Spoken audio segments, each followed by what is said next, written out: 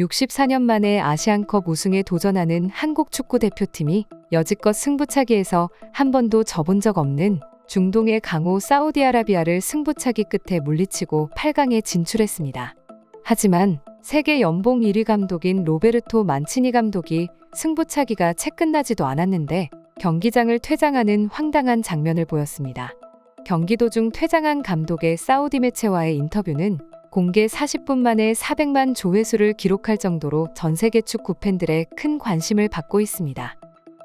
64년 만에 아시안컵 우승에 도전하는 축구 대표팀이 중동의 강호 사우디아라비아를 승부차기 접전 끝에 물리치고 8강에 진출했습니다. 한국 축구 대표팀은 카타르 알라이안의 에듀케이션 시티 스타디움에서 열린 2023 아시아축 구연맹 카타르 아시안컵 16강전에서 연장전까지 120분 동안 사우디와 1대1로 승부를 가리지 못한 뒤 승부차기에서 조현우의 선방으로 4대2로 승리했습니다. 한국은 지난 1996년 아랍에미리트 대회부터 8회 연속으로 아시안컵 8강에 성공했습니다. 또 A매치 무패 행진도 7승 5무로 12경기째 이어갔습니다. 승부차기는 공식 기록상 무승부로 간주해 한국은 사우디와 통산 전적에서 5승 9무 5패를 기록했습니다. 사실 이번 한국팀은 클린스만 감독 부임 이후 처음으로 3백 선발 라인업을 시도해 평소와 전혀 다른 라인업을 보였습니다. 왼쪽부터 김영권, 김민재, 정승현으로 이어지는 3명의 중앙 수비수가 최후방 라인을 구성했고 서령우가 왼쪽, 김태환이 오른쪽을 맡았습니다. 중원은 황인범, 이재성이 책임졌고 손흥민을 중심으로 왼쪽 정우영, 오른쪽 이강인이 3톱을 이뤘습니다. 골키퍼는 조현우였습니다. 손흥민이 원톱 공격수로 나선 가운데 대표팀은 낯선 전술에 좀처럼 적응하지 못하며 이렇다 할 기회를 만들지 못했습니다. 결국 불안하게 전반을 마친 한국은 후반 1분 만에 사우디아라비아에게 선제골을 내줬습니다. 알다우사리의 침투 패스를 받은 압둘라 라디프가 골 지역 왼쪽에서 왼발 땅볼 슈팅으로 득점했습니다. 이에 클린스만 감독은 후반 9분 정우영을 불러들이고 황희찬을, 후반 19분 정승현, 정우영을 빼고 박용우, 조규성을 넣었습니다. 한국의 수비 라인은 익숙한 포백으로 복귀했습니다. 10분의 추가 시간을 준 가운데 후반 48분 이강인의 크로스에 이은 조규성의 헤더가 크로스바에 맞기도 했습니다. 그러나 한국은 마침내 후반 54분 조규성의 극적인 헤더로 승부를 연장전으로 끌고 갔습니다. 기세를 올린 대표팀은 연장에서도 지친 사우디아라비아를 상대로 일방적 공격을 이어갔지만 추가골은 터지지 않았습니다. 연장전에서도 승자는 가려지지 않았고 결국 승부차기가 이어졌습니다. 조현우는 사우디의 세 번째 키커 사미 알라즈의 네 번째 키커 압두르라흐만 가리브의 슈팅을 잇따라 막아내 한국의 8강행을 이끌었습니다. 하지만 사우디아라비아 감독인 로베르토 만치니가 승부차기가 끝나기도 전 경기장을 스스로 떠나며 그대로 사라지는 모습이 전 세계 축구 팬들에게 큰 화제가 되고 있습니다. 해당 소식은 사우디아라비아를 비롯해 많은 나라에서 분노하며 감독의 자질이 없다는 반응을 내보이기도 했습니다.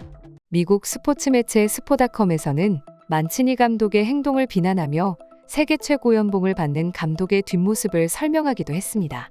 해당 기사는 공개 30분 만에 200만 개의 좋아요가 달리며 큰 화제가 되기도 했습니다. 해당 기사 번역본입니다. 사우디아라비아는 카타르 도하 에듀케이션 스타디움에서 열린 아시아축구연맹 아시안컵 16강에서 선제 득점을 하고도 승부차기에서 끝내 패배했다. 만치니 감독은 탈락을 예상한 듯 승부차기가 끝나기도 전에 스스로 발걸음을 돌려 그라운드를 빠져나갔다. 사우디는 모하마드 칸노가 첫 키커로 나섰다. 조현우가 왼쪽 방향을 읽었지만 막지 못했다. 한국은 손흥민이 깔끔하게 성공했다. 두 번째 키커로 나선 사우디의 사우드 압두라미드와 한국의 김영권도 나란히 골망을 흔들었다. 세 번째 키커 사미 알라즈의 슛은 조현우가 정확하게 막아냈고 네 번째 키커 압둘라흐만 가리브의 슛마저 조현우가 막아내자 만치니 감독은 굳은 표정을 한 채 고개를 돌려 그라운드를 외면했다.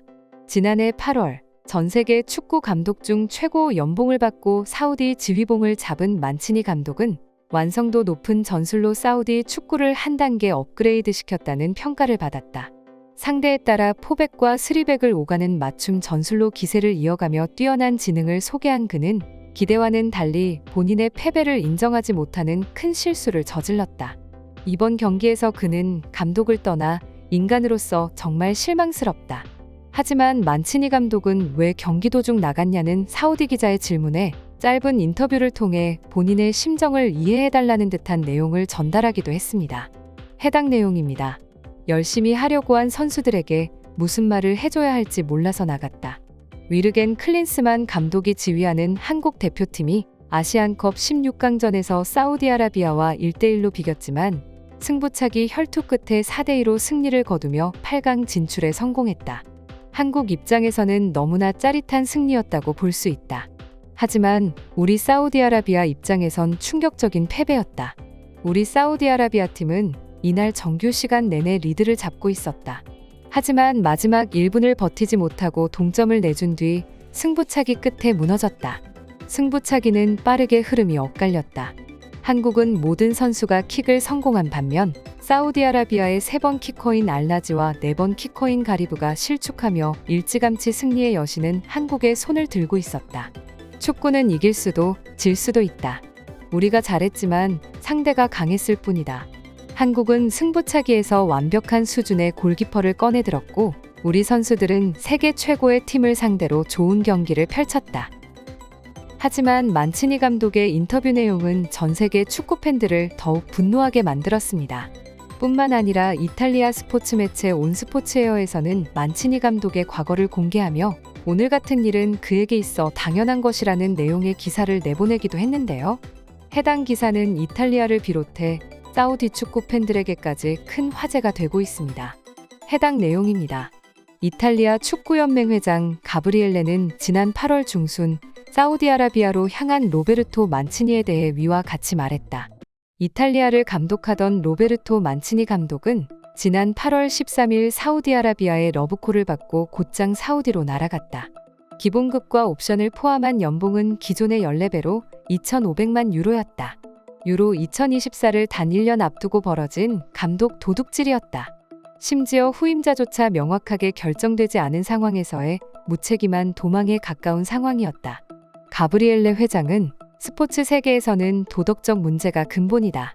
스포츠의 위대한 가치를 존중하는 이미지를 젊은이들에게 보여주는 것이 바로 우리의 역할이다. 라며 스포츠맨십에 대해 이야기했다.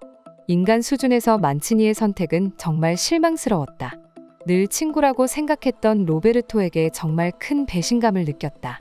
만치니는 경제적인 이익을 선택했겠지만 나에게는 지울 수 없는 상처였다. 라며 이미 한 단체의 회장이라는 위치에서 할 수 있는 최고의 비난을 내뱉은 적 있다. 한국과 사우디의 경기가 끝나고 나누달린 해외 댓글 반응입니다. 중동인들이 한국인보다 피지컬이 많이 좋아 보였다. 하지만 한국 선수들이 이를 완벽하게 이겨냈다. 한국의 승리를 축하한다. 이강인 선수는 정말 연장전 끝까지 최선을 다해 뛰었다. 그가 부상 없이 파리로 돌아왔으면 좋겠다. 289억짜리 감독이 29억짜리 감독에게 졌다. 재빠르게 나가는 게 맞다. 이번 경기도 심판이 너무 심하게 편파 판정한 것 같은 느낌이 든다. 하지만 한국 선수들이 이를 잘 극복했다. 손흥민과 이강인에게 파울이 너무 심하게 들어오는 바람에 부상당하진 않을지 걱정되기도 했다. 요즘 한국 드라마가 볼 게 없더니 드디어 한국에서 완벽한 드라마 한 편을 제작했다. 이번 한국 경기는 정말 볼만했다. 64년 만에 아시안컵 우승을 노리는 한국이 경고 누적, 이탈자 없이 인도네시아를 4대0으로 물리친 호주와 알자눕 스타디움에서 8강전을 치릅니다. 결과도 결과지만 모든 선수들이 부상 없이 무사히 귀국하길 바라며 이상 파노TV입니다. 시청해주셔서 감사합니다. 구독과 좋아요는 영상 제작에 큰 힘이 됩니다. 눌러주셔서 감사합니다.